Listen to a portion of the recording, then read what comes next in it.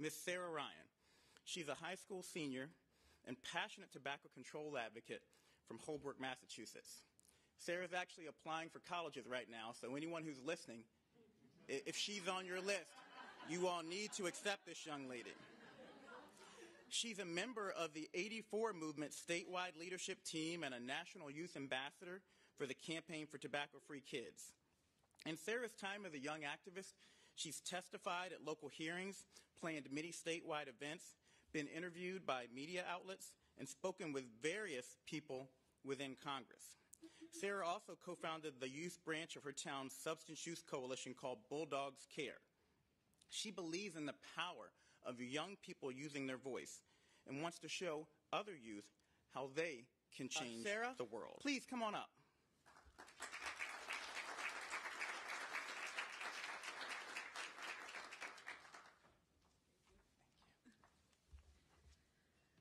Good morning, everyone. I wanted to thank Secretary Azar, Dr. Adams, and Dr. Gottlieb for focusing on such an important issue today. Unfortunately, the e-cigarette epidemic is an issue that I know all too well. I got involved in tobacco control about 3 years ago after seeing kids younger than me start using e-cigarettes in my hometown of Holbrook, Mass. I have family members who started smoking when they were kids before they realized how dangerous cigarettes could be.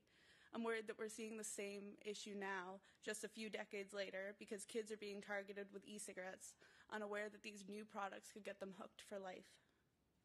In the past year, the use of e-cigarettes has exploded in my town.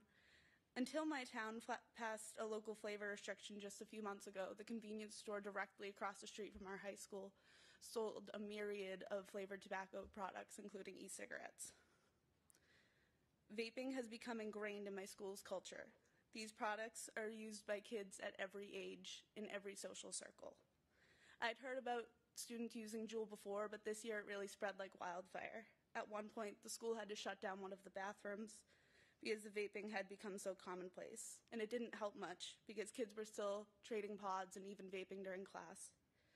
My eyes were really opened to how big of an issue this had become when a 6th grader in my school came up to me and told me that it was easier to get someone to lend him a Juul than a pencil. Kids have a lot of misconceptions about e-cigarettes. They think that they're just inhaling the vapors and the flavors, and they don't realize that these products contain nicotine. They don't realize that the nicotine can interfere with their brain development, that the sweet flavors don't make the products any less dangerous, or that using e-cigarettes can make us more likely to try other tobacco products later on. We're so close to creating the first tobacco-free generation, but I'm worried that e-cigarettes are going to erase all of the progress we've made. This epidemic is infiltrating the lives of kids all across the country. We can't let this happen. I call on all my peers to stand strong and reject the use of tobacco products, including e-cigarettes. As honored as I am to be here, I wish I didn't have to be. I'm encouraged by the fact that our country's health officials are sounding the alarm on these products, but our parents and teachers need to know how dangerous these products can really be. Please know that I will continue to push for change, not only for my community, but for our entire country. I pledge to join the U.S. Surgeon General to protect kids from a lifetime of nicotine addiction and associated health risks. Thank you. You all okay taking questions? Yes. All right. Which college do you want to go to? American University. American University. You heard it here first. First question. All right. Now we're warmed up. Are there any reporters in the room with questions?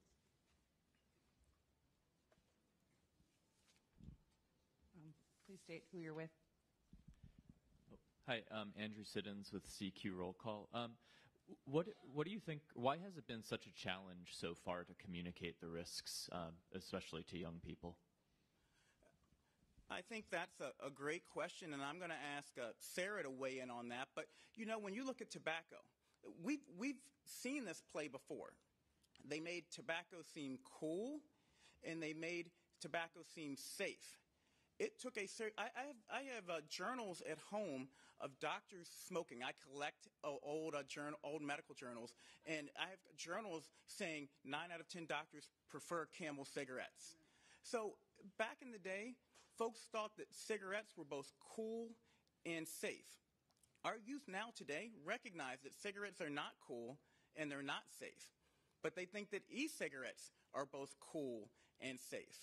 I'm going to use my bully pulpit to help folks understand that they are not safe, and we're using folks such as Sarah and other youth influencers to help our young people understand that they're not safe, they're not cool, and they can cause long-term problems in terms of learning, attention, memory, and priming the brain towards addiction. But Sarah, you have thoughts on that? Yeah, I think that I would have to agree with Dr. Adams. I just want to add the point that the flavors are such a huge factor in all of this. We know that the leading reason for youth use of these products is that they flavored, and there's over 8,000 flavors, and some of the products are so clearly marketed to youth because of the way that they taste like Sour Patch Kids, or they taste like Airheads, and they taste like things that kids use, and that hides the traditional tobacco flavor that kids associate the smell of traditional tobacco and the taste of traditional tobacco with that health risk, in my experience. And I think that the flavor almost gives a false sense of security. Thank you. Got a question. Oh, thank you. Good morning. My name is Lori McFarling with Discovery Education, and thank you so much for this morning's advisory. And Sarah, I have a question for you. In the classroom and at school, how have your peers reacted to your leadership?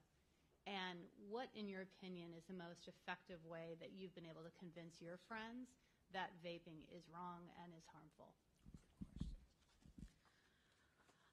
I think I'd like to point out that the easiest kids for me to make headway with are those that are younger than me. Like, my school is a 6 through 12, so the 6th, 7th, and 8th graders are the easiest for me to talk to because this is where it's starting out, and they tend to look up to the upperclassmen, so I think I have a little more